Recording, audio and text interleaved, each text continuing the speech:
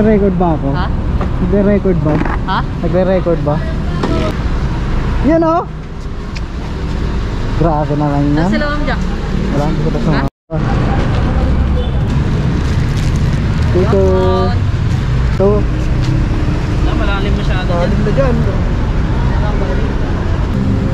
Parang dididikit na. Yan o. Ganda. Bagay ba?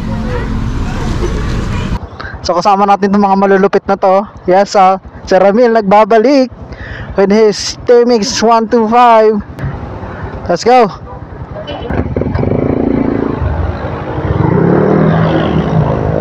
Yee! Aaron TV. Let's go. Woo! Yeah. Morning. Ay, good afternoon, no, 3 months me. Aaron TV nagbabalik sa panibagong vlog. Woo! Ito, on the way lang kami ng Angeles ngayon. Magpapamassage. Doon lang naman sa katabing shop nila Boss Reed. And hopefully sana makita natin si Boss Reed doon. Ooh, red light baby.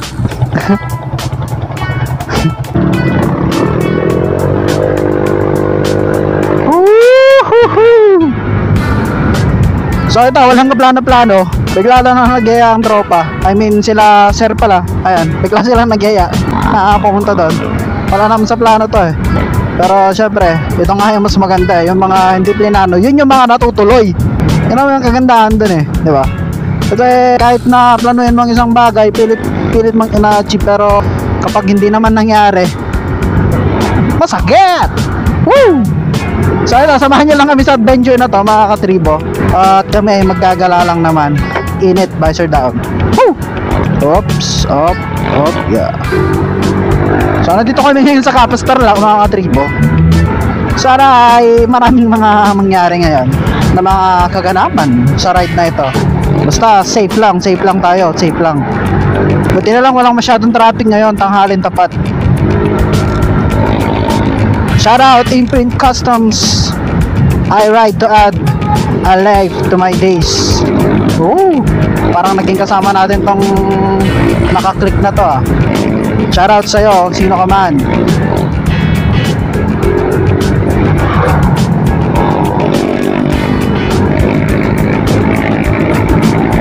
Yee! Bira. Nakakalkal pipe siya. Dati bago ako mag-apido, pinagpipilian ko kung magkakalkal pipe ako or nilala ako ng aftermarket na tambucho. And I realized na mas maganda pa rin kung bibili ka na lang ng aftermarket na tambucho kasi pakalkal mo yung pipe mo na stock. Kasi yung stock pwede mo bang ibalik eh. Pero kapag bumili ka ng aftermarket na tambucho, magagamit mo pa rin yung stock mo. Unlike kapag pinakalkal mo yon, kapag nagpaparehistro ka, edi hindi na stock yung tunog. Pwede kang bumagsak sa pagpaparehistro ng motor. Ayaw kong dumaan dyan sa shoulder, mataas yan eh. Shout out.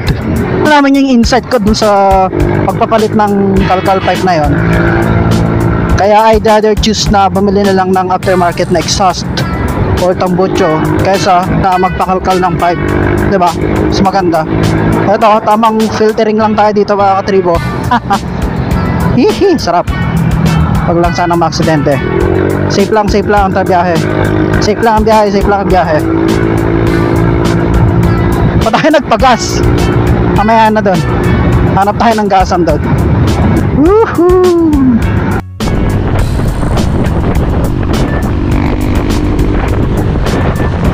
Bomba!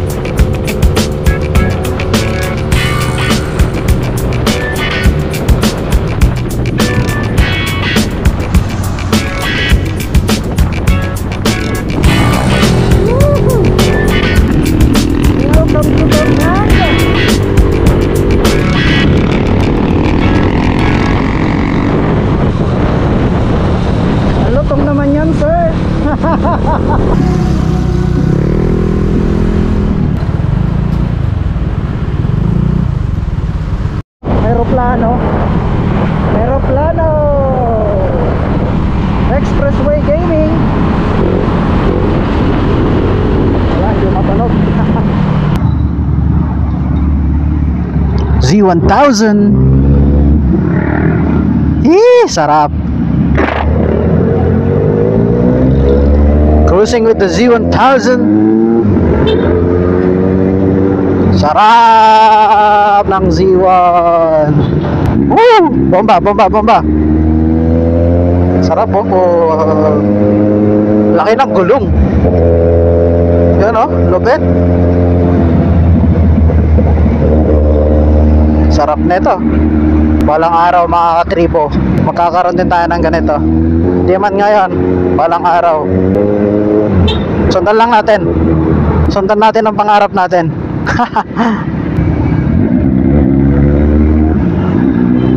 Ganda ng tunog. That is inline 4 mga katribo. Inline 4 engine. Yung motor ni Boss Reed. Grabe. Ay, napakadulas ng daan. Putok-putok pa. Sundan lang natin ang pangarap natin. Bomba. Sarap, laki. Z1 1000R. Laki ng gulong. Kamusta kaya nakaganyan na?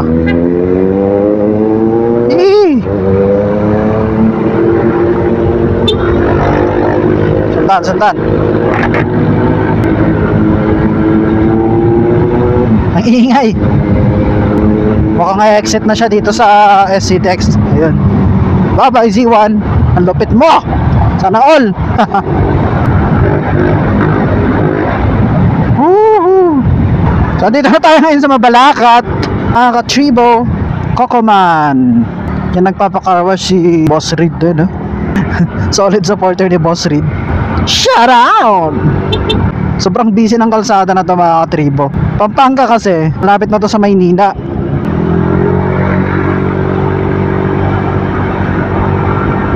Dati, ang pinaka-pangarap ko talagang big bike, Z1000.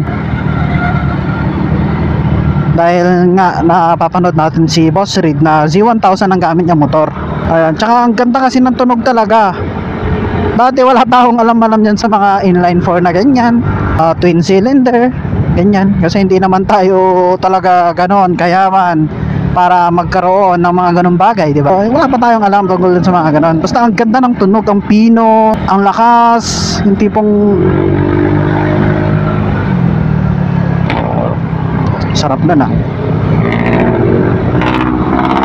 Nice, Sir Archie on the move. Tapos nagtingin-tingin ako ng mga prices sa Facebook noong Z1000 na yun. Pumapatak siya ng 600k, 600,000. Wow, sabi ko, sobrang mahal ng motor na ito. Pero nung tinignan ko dun sa mga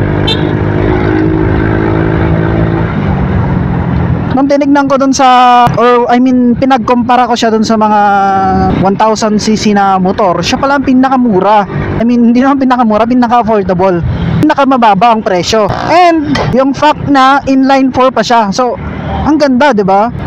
Ngayon ang dami nang nagsilabasan ng mga inline 4. Andiyan ang Z900 kakalabas lang this year. Last year pala kasi 2022 na ngayon. Lumabas siya na basta kakalabas na lang last year. Last quarter ng taon. Tapos nakita ko tong si Breezy ngayon.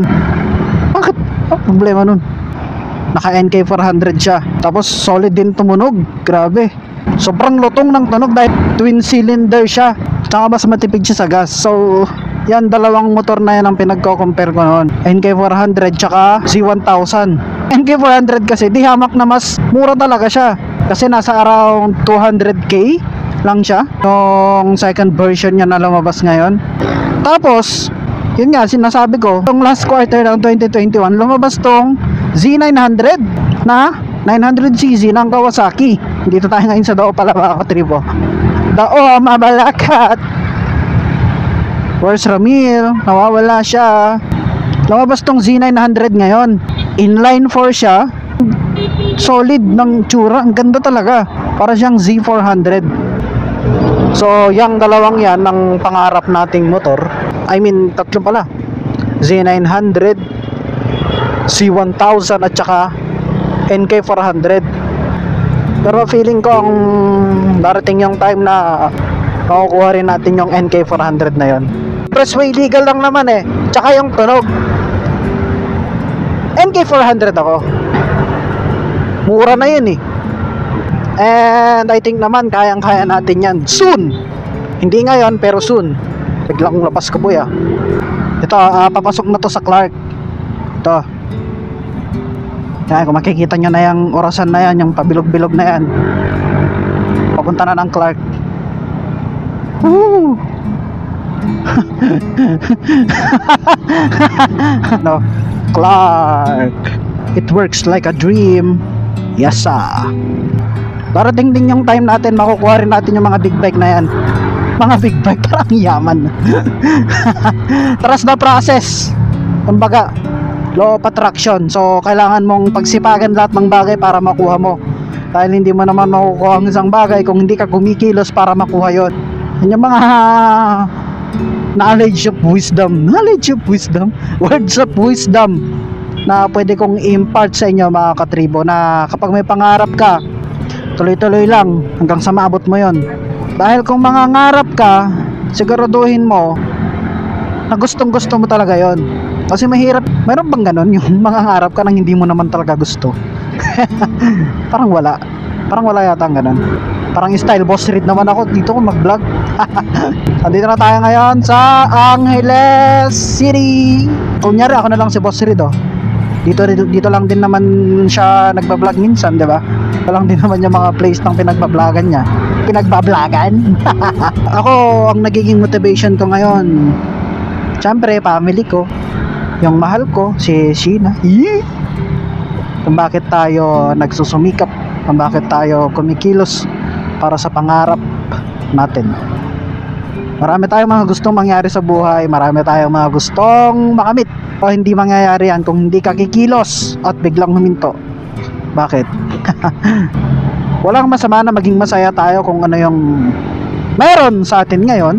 Maganda nga yan eh, nakukontento tayo. Pero hindi rin masamang mangarap, hindi masamang mag-asam ng mga bagay na ano, 'di ba? 'Di ba?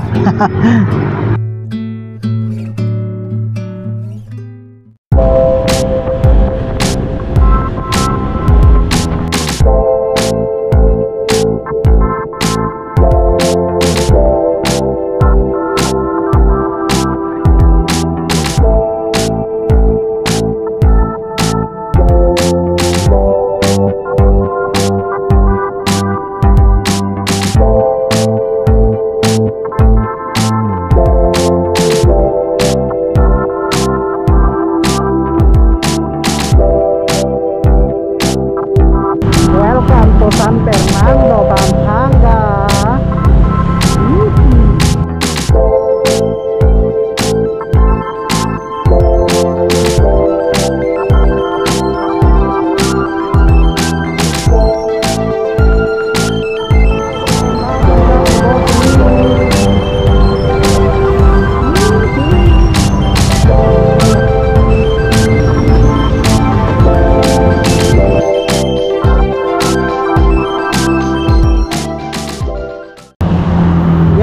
Yeah.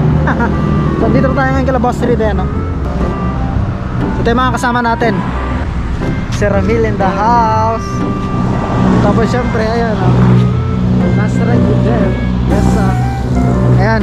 So doon lang naman kami pupunta, doon sa wellness na yun. Tapos titingin na rin tayo dito sa shop ni Boss Reed.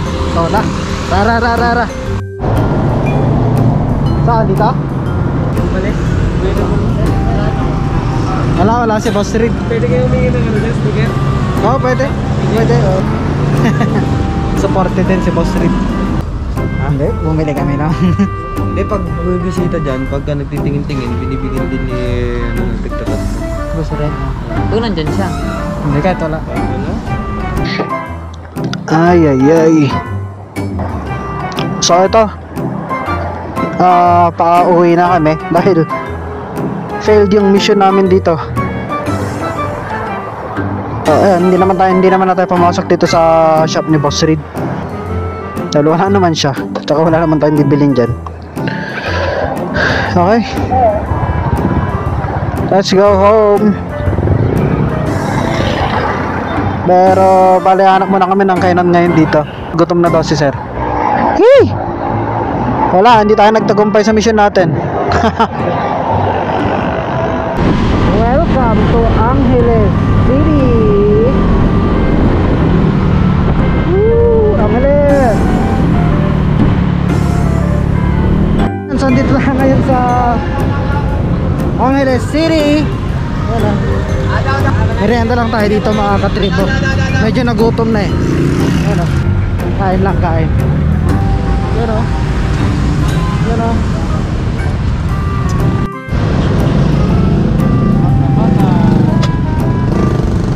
Sarap.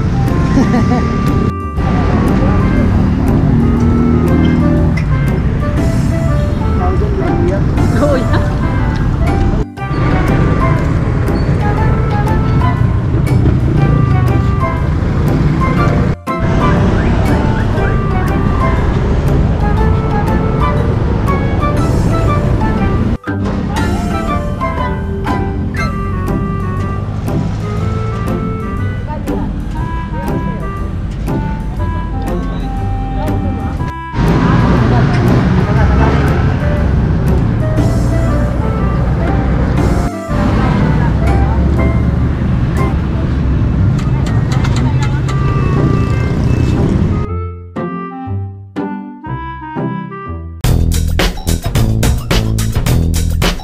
wow!